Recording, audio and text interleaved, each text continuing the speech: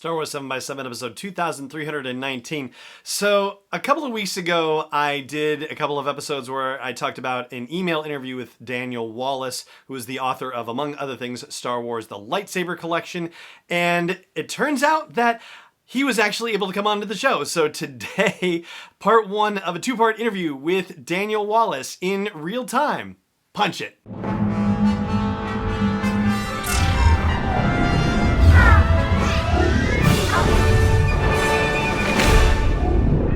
Hey Rebel Rouser, I'm Alan Voivod, and this is Star Wars 7 by 7, your daily dose of Star Wars joy.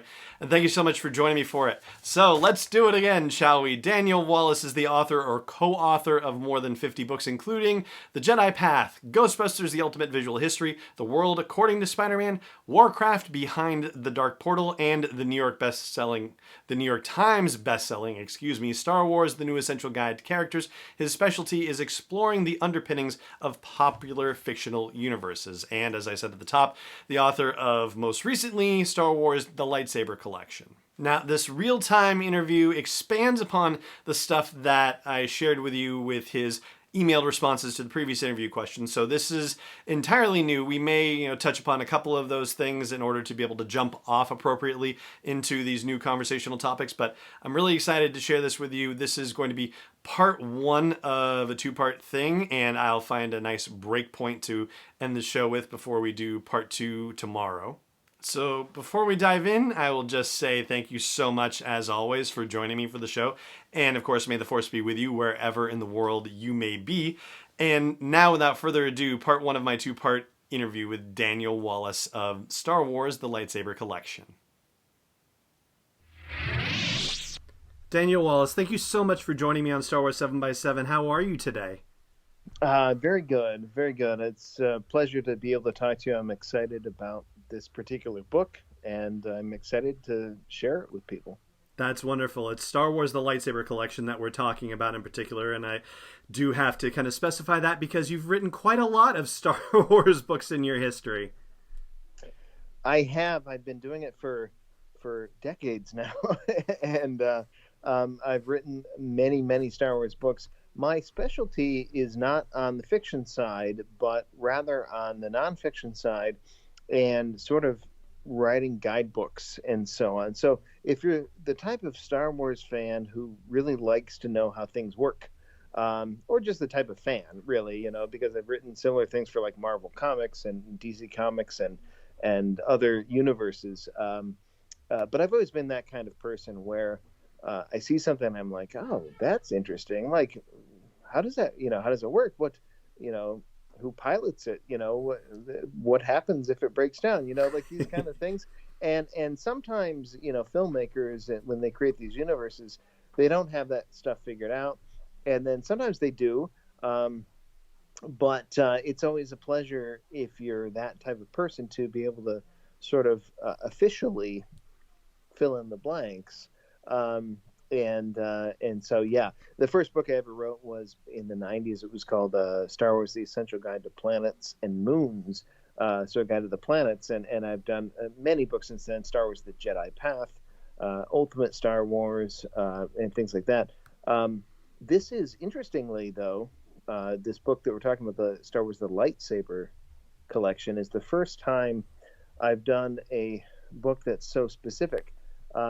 It just, sort of occurred to me midway through it that, this isn't, I've written a book called Star Wars: The Jedi Path, which is one of my favorite projects that I ever worked on, about the Jedi Order.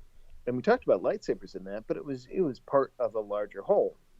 As right. The Jedi are, a philosophy, they're warrior monks, they have lightsabers, but that's not what they're all about. But this book specifically was only about lightsabers. So it was sometimes you always hear that when you're like a movie that's made without very much money or something like that, or that creativity comes from restrictions, Yes. Like sometimes by putting boxes around a thing and saying, well, you have to only do this thing, you get better work. And I almost felt like that was the case with this. Like, it wasn't a book about the Force. It wasn't a book about the Jedi. It wasn't a book about the Sith. It was a book only about lightsabers. And and as I got into it, I really enjoyed taking that deep dive. And yeah, it was an interesting culmination of all those other books that I've done, which some of them are in universe and some of them are out of universe, and this book is both. You know, you have managed to touch on almost every single point that I wanted to ask you about, which is awesome. So I'm going to be following up on a lot of the things you just said. But before I do that, I want to say I feel like you're selling yourself a little bit short. And that, you know, may be crazy to say in light of what you've just said. But you talk about what you do for these books. And I feel as though, even though you're saying you're not, you know, doing maybe the creative writing, like the actual, you know, fictional aspect of things, I do feel like with books, say like The Jedi Path, that you are doing a lot of world building in there, which may as well be fiction writing, actual, you know, creative storytelling work for the Star Wars galaxy. I think you're right, and that's definitely true. If you're familiar with kind of how these universes are put together, Star Wars is a great example. But you know, there's a lot of universes that have a lot of stuff. Star Trek, you know, certainly came before Star Wars. Harry Potter is very, you know, detailed. These types of universes, you know, a lot of anime have a lot of backstory. I mean, almost everything really does at this point. You know, we've kind of turned a corner where like DuckTales has like a whole lore Bible for it. You know, you can go on you know, you can find fan wikis on almost anything, and I think it's great because I think it's important when you're working in a medium to really treat the setting as if it's a real setting, and we all know it's not. It's obviously a fictional setting, but I think it's important to treat it as if it is. You know, you'd be like, hey, did such and such really happen? And then sometimes you get a creator and they're like, duh, it didn't really happen. It's a fictional story. And it's like, well, I know that, you know, it's like, I'm asking you to pretend like it really happened, you know?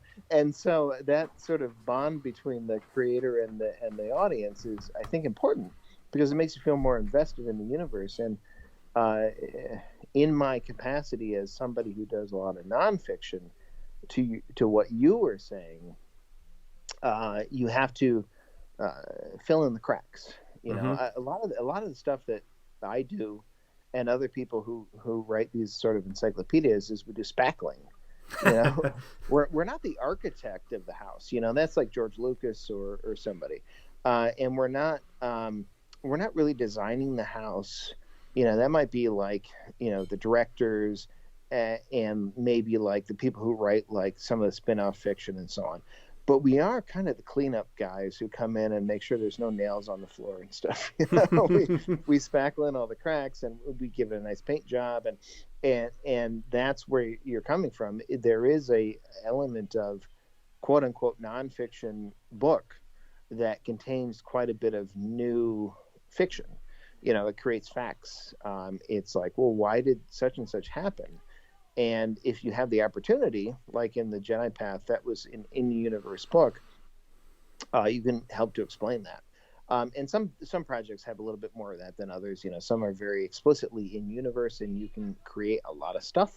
And some of them are more explicitly out of universe. They're history books. You know, they're actually like, well, how did this movie get funded, and when did it go into production, and how much money did it make at the box office? And you know, that's a little bit of that. And so for this one, I think it's a little bit of a mix of both, because it was so focused on lightsabers. We wanted to include the in-universe lore, but we also wanted to go into how they were made.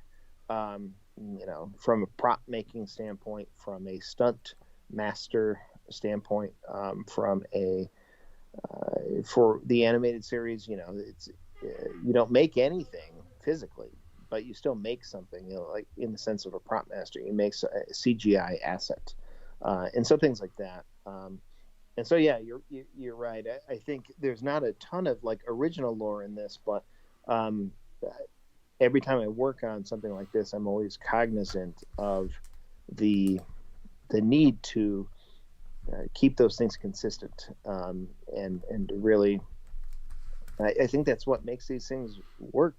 I've always felt like, the more you can treat your universe and the fans who take it seriously as the people who are really obsessed with it are the ones who are the most invested in it, Right. and so that's good. We should encourage that. Definitely. So your bio actually talks about your work and describes it as, your specialty is exploring the underpinnings of popular fictional universes, which I think you have done a wonderful job explaining what that looks like. My question for you is, how does one make that his specialty? Like, how did you become somebody who becomes a specialist in the underpinnings of popular fictional universes? I honestly, I got lucky. I mean, I think I do a decent job on these things, but there's a bit of right place and right time with this that I would be, I'd be a liar if I said it wasn't there. Like I said, I started writing the first book, The Essential Guide to Planets and Moons, which is a Star Wars book back in the 90s. The reason I was able to just be considered for that gig was because in the mid 90s, very few people were using the internet. I was one of 5% of Americans who were using the internet, and there were a little bit more of like Star Wars fans because they're kind of tech nerdy a little bit, and we're on message boards and so on. And because I was on there and associating with those Star Wars fans, I had made my own guide to planets, just as a text file that you could download in file library. I mean, this is another world. It's like feels like 100 years ago. And it was like, geez, it was what it was 95 maybe. I mean, it was ages ago. Yes. It was a different epoch. Yes. But because I had created this, and because very few people were online, I got to know people who were working at Lucasfilm because they were also online. And then they're like, oh, geez, this is kind of like what we're thinking of for this book.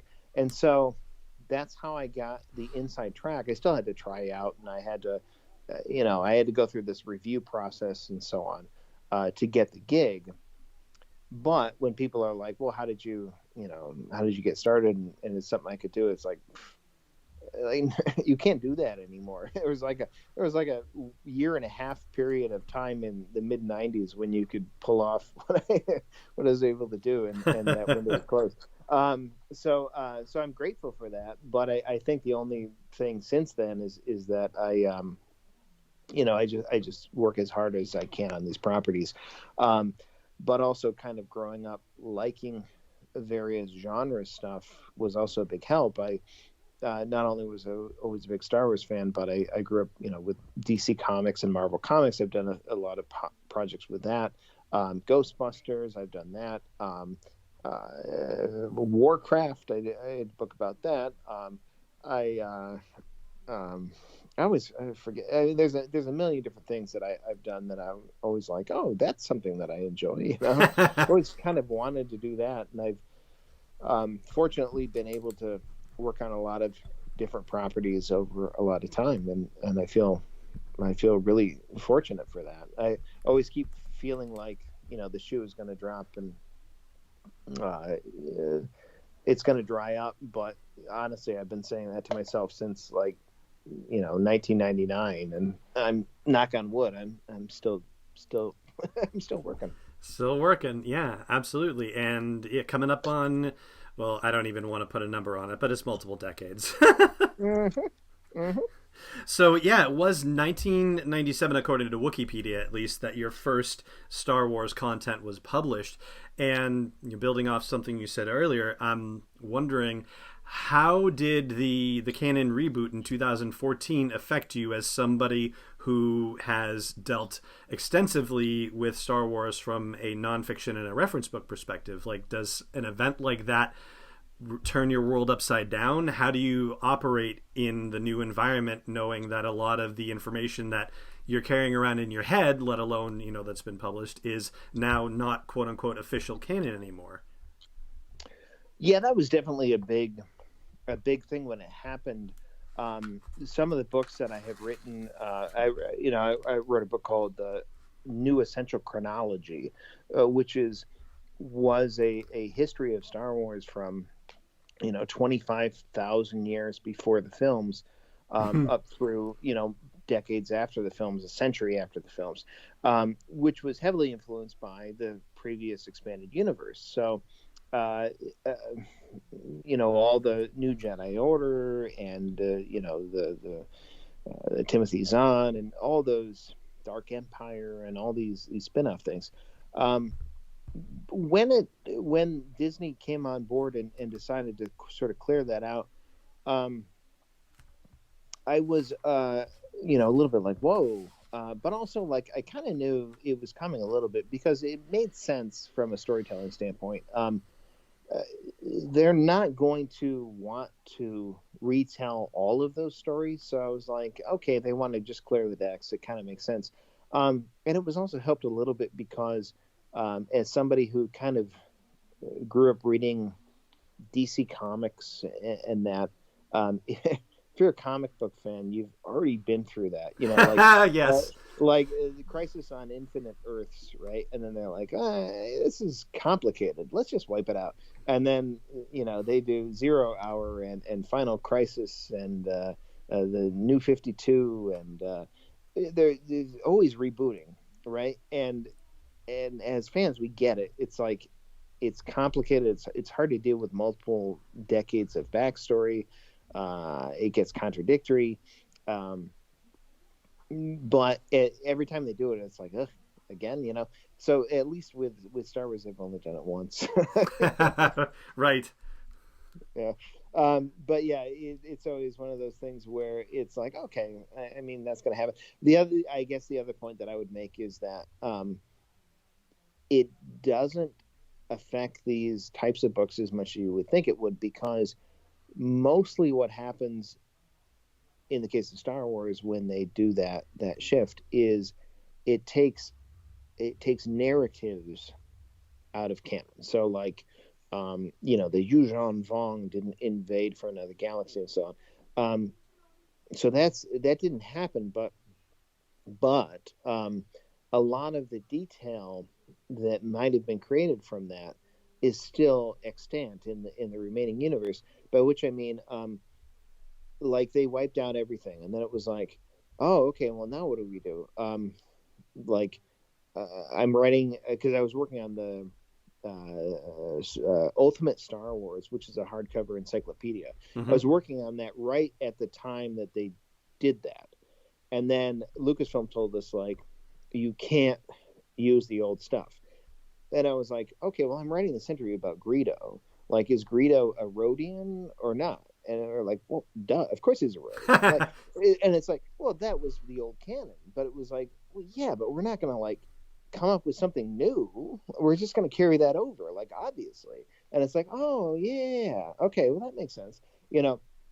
So for 90% of things in terms of planets, names, and where they're located in the galaxy, and what is this blaster called, and what type of spaceship is this, a lot of that originated in quote unquote non-canon stuff from like old role-playing guides and so on, but there's no reason to overturn it.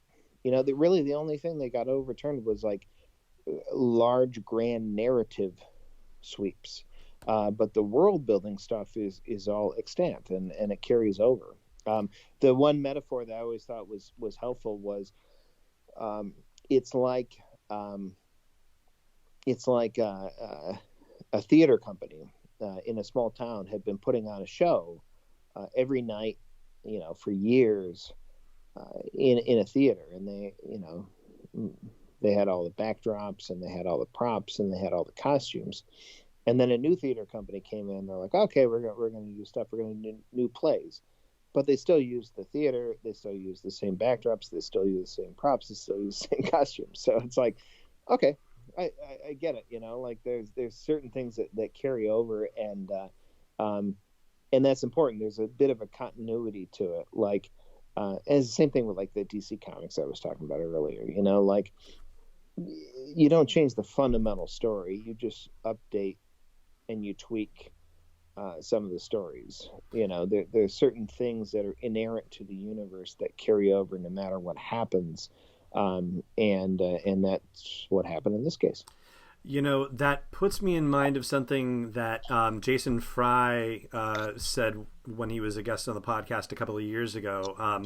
For listeners, Jason actually co-wrote the Essential Atlas with Daniel Wallace, but he was looking for a reference number for a part to a TIE fighter for a Rebels-related book, and was told, oh no, it's still the same thing regardless of what it was named in the pre-Disney reboot of the canon. And he referred to, if I remember right, it was like an infrastructure canon where there were things like you're describing that were just still carrying over because why change them.